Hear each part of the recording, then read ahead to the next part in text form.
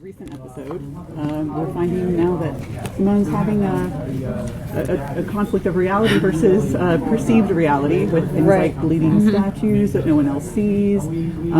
Is this kind of the start of where we're going to see her character being brought into that realm, into that world? Because obviously it's not something everyone is going to be perceiving, as it were. All I'll say is yes. Now there's a soundbite. Yes. So one of the things I think is very interesting is both of your characters at this point are fully in the human realm. Damien, of course, is half human, half devil, and everyone that's currently surrounding him, he knows that Anna is not necessarily to be trusted, but the other people that he's been searching out for help, he thinks are friends, but now we know are enemies, at least by episode 3. Or not necessarily enemies, but people he cannot trust. And your two characters are people that are good people who he can trust. Can you talk a little bit about your influence on him and your relationship and how that's going to kind of be push and pull with these darker forces in his life? Yes. Can you? Without giving too much away, like you're kind of on the good side of that, yeah.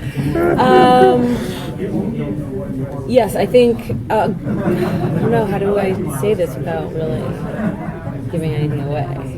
Just give it all away. Okay. You can trust us. We'll let it out, it's fine. Wait, the question is, how does Simone, what influences she have on him? Yeah, like going forward, at least by like episode 4 or 5. Between, or like, are you asking me, does she go kind of deeper into that realm? Yeah, I mean, it is a show about the Antichrist, so I think to a degree safe to say we are all going to be brought into his world. And Damien and Simone, I think, not deliberately, but they do get closer. They end up getting closer, for better or for worse. Wow. dot, everything you say. As for my character, I think he stays pretty consistent. He knows Damien is going through a lot, having lost someone who was really close to him, Kelly, her sister. And then when he gets into this whole 666 Antichrist business, and I feel like my character is there to kind of ground him. Like if you told me you're the Antichrist, I'd be like, come on, let's be real for a second. Does this stuff really exist? And so it's just someone who wants to bring down his level of paranoia and just be he's just a good friend throughout for him, or he tries to be. There's not to say that there comes a point where he has to question everybody in his life. So yeah, I try to be the anchor to his life. Is that hard to maintain though as things get crazier? Because as things intensify and Damien gets a little more, I don't know if bewildered is the right word, or overcome with, you know what I mean? For my character, it takes a lot for him to finally see the big, to open his eyes to what's going on. But surprisingly, a lot of stuff will happen. I'll be like, there's a reason for everything. We can explain everything. I promise you this. But there does come a point, which I can't go into, that he's like, I don't know how to explain this. Shit's crazy and weird. So.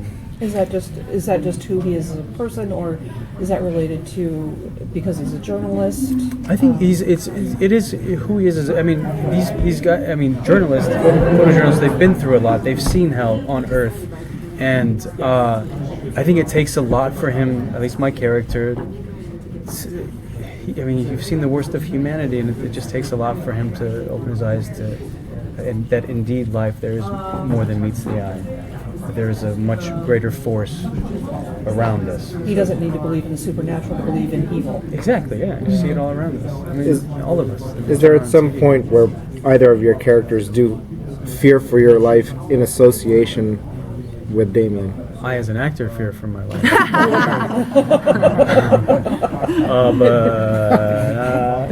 Go ahead. answer that one. Do we fear for our life? Yes. All I'll say. I mean, it definitely gets very intense. The next, the second half of the season gets turned up all the way to 10. Yeah. This was originally a 6 episode story for Lifetime, and then it moved to A&E. How did both of your characters begin to flesh out more once it expanded to 10 episodes? I never got to read I just read the pilot, and I think it was after 2 days of shooting, they're like, "Oh, we're changing this to 10 episodes, and we're changing that." So we don't know. Really quickly. Glenn is so we didn't really, because we don't know what our characters are going to do from episode, so we're learning, as we read them. So we're done with one episode, and as we're reading the next one, that's when we find out what's happening. But a lot changed, though. We know that. We knew the original arc, Oh, right. Yeah. Yes, a lot did change. Yeah, without getting too specific.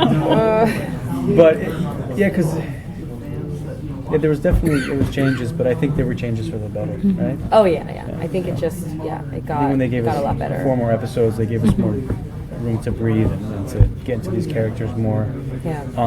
You get to know our characters a lot more. Because there's only so much you can do in 6 episodes, especially on a new show that has all this very rich history. Without giving away an ending, does it look like if it does well, would there be potentially another limited series? I mean, how do we think? I want to see. I've never been part of a show where I wanted to see the second season so much. Okay, there you go. Because I feel like where we end this season is where a lot of people assume where we're going to start. Right. Yeah. Exactly. I'm just being a fan, and just as a viewer, I want to know where the story goes. Yeah. I mean, the finale of this show is like, wow. Okay. Now I need a whole other. There's so much more story to tell. Yeah. It's kind of like, it's almost like this season's like a prequel almost. I hope we didn't get anything away. You don't know. No. I know they're like, no, you Spill the didn't. beans. You'll know when your character's replaced. Let me know how second season goes. Yeah. Now, did you guys get to do any of your own stunts? Did you do any stunts? I did one stunt. I got a fight sequence, but I had years of training for it. So. I did martial arts my whole life. I did a lot of running. Running. That's all I'll say. If they're high enough heels, that is almost a stunt. Yeah. Yeah. She's. I had like a knee problem afterwards. That's I feel you on that. Heels. Yeah. Traction. Just kidding. No. So after you got, sorry, go ahead. Is there any kind of lasting impact to the fact that Damien's responsible for the death of your sister, whether even indirectly? Oh yeah. Do you think that that's something that's? Do we? Don't ask me what's going to happen, but is that something that we see in your character a lot? Without it. Yeah, I think that carries for Simone. It carries through the whole season, and in my search for answers, which is basically what I do.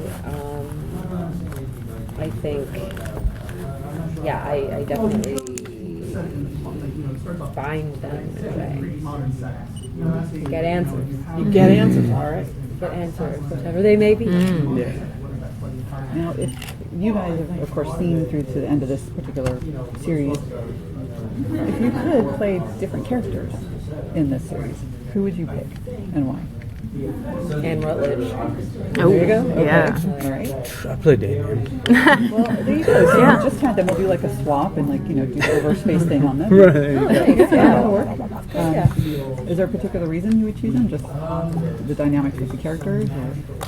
It is the dynamics of the characters, because I think we all have good and evil in us. I don't want to say evil, but good parts of us and bad parts of us, and just that struggle is, for me as an actor, is interesting to have in any kind of character, whether you're the Antichrist or not. So it just happens to there would be the consequences or go beyond yourself and encompasses the world. It just seems like a great struggle to play as an actor. Yeah. But Bradley does a great job. I mean, I'm trying to get his job. But I'd be better. I think Anne, she's really naughty. It's always not fun to be naughty. Very, very naughty. I don't know if you would know this, but how intentional was the decision to start in Syria, considering what's been going on there? You're doing a show about evil, and there just don't seem to be good guys. Very intentional. I mean, that's a better question for Glenn, because I think they were bouncing around a couple ideas, and for whatever reason they ended up, because it's always been in Syria ever since I came on the project. Really? I think so. I mean, I think he told me, he's like, oh, It was Iran. Iran? No, nothing. There's nothing They give you a Christian in fake Iran. script. They give you a fake script. Yeah. There was It was somewhere else. There was a couple other countries that were. So I don't know, but I mean, he's been working on it for 3 years, so I'm sure. But by the time when we read it, there was definitely stuff already going on in Syria.